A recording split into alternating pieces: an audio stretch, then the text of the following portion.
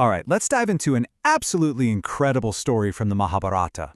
It's a tale that really puts faith to the ultimate test. When you're faced with odds that just seem completely impossible. So here's the question at the very heart of it all, and it sounds kind of crazy, right? Can a single prayer, just one moment of pure faith, actually feed 10,000 hungry people? Well, that is the miracle we're going to explore. So, our story kicks off not in some grand, glittering palace, but deep in a forest. And that's where we find the exiled Pandava brothers and their leader, King Yudhisthira, who is just completely lost in despair. Life in the forest is rough. The Pandavas are thin, they're worried, and Yudhisthira is just tormented by this crushing guilt. He feels completely responsible for losing their kingdom in that gambling match. The text literally says he felt as if his heart had been, quote, pierced by a lance. Just imagine carrying that kind of weight. But just when things seem their darkest, a little bit of light appears. The great sage Vyasadeva shows up. And he's not there to offer practical solutions. He's there to offer some profound spiritual guidance that's about to change everything for Yudhisthira. Vyasadeva gives the king this piece of timeless wisdom. He explains that, look, life is like a wheel. It's got its ups, it's got its downs. A wise person doesn't get totally carried away by the good times or completely crushed by the bad. The real goal is to focus on your spiritual practice, on asceticism, because that's where you find true, lasting peace. And this leads to this really fascinating conversation. Yudhisthira asks, okay, so what's better, asceticism or charity? And Vyasadeva's answer, it's just brilliant. He says that, asceticism is tough, for sure. But charity? That's even harder. And you might ask why? Well, because it means you have to part with wealth, the very thing that people risk their lives to get. This really puts true heartfelt giving on the highest possible level. Okay, so while all this deep spiritual talk is happening with the Pandavas, a shadow is creeping in. Their enemy, Duryodhana, is busy cooking up a truly wicked plan, one designed to completely and utterly destroy them. And Duryodhana's weapon of choice, it isn't a sword or an army. It's a person, the powerful but famously hot-tempered sage, Durvasa. So Duryodhana puts on this big show of being the perfect, humble servant. He puts up with all of the sage's crazy demands and mood swings, all for one reason, to earn a favor. The plan is so simple, but it's just diabolical. Duryodhana asks Durvasa for his favor. Please, go visit my cousins, the Pandavas. But here's the cruel genius part of the plan, the timing. He specifically asks the sage to go right after their wife Draupadi has finished her meal. See, they have this magical food vessel that stops producing food for the day once she has eaten. It's a trap, and it's set for certain failure.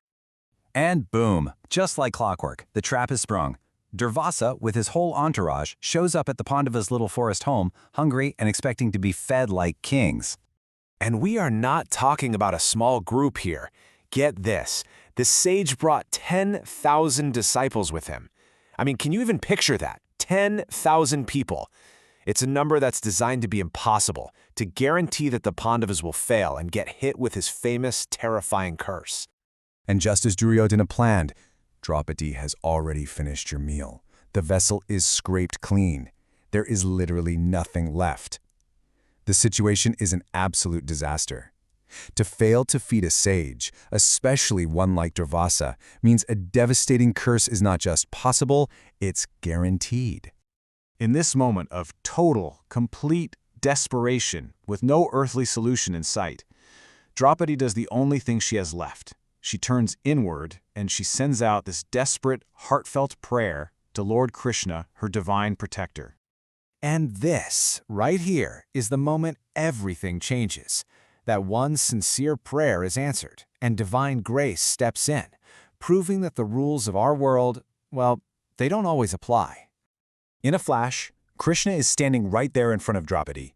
But instead of just magically fixing everything, he smiles and says, "I'm starving. Please, feed me first." You can just feel her heart sink into her stomach. The shame, the confusion, it must have been overwhelming. So she shows him the empty vessel, totally defeated. But Krishna, he just looks closer, and stuck to the side he finds it. One last, tiny, microscopic particle of food, a single grain of rice and a bit of vegetable. He picks it up and eats it. And in that one simple act, something truly profound happens. Because Krishna is the very soul of the universe. When he is satisfied, the hunger of every single living being inside that universe is also satisfied. So what's happening back at the river? Well, Durvasa and his 10,000 disciples are getting ready for their meal. And then all of a sudden, they all feel full. Not just a little full, but like they've just had the biggest feast of their lives. They're so stuffed, they actually become afraid to even go back and face the Pandavas, wondering what kind of immense power they must have. And so they just run away.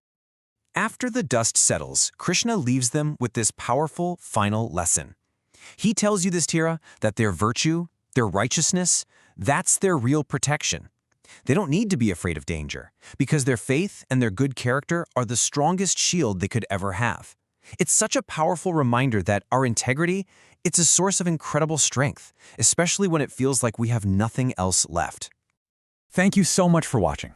Gyan Kosh is a multilingual channel where we get to share spiritual wisdom in English, Hindi, Marathi, Tamil, Gujarati, and Bengali. And we've got more major languages coming very soon.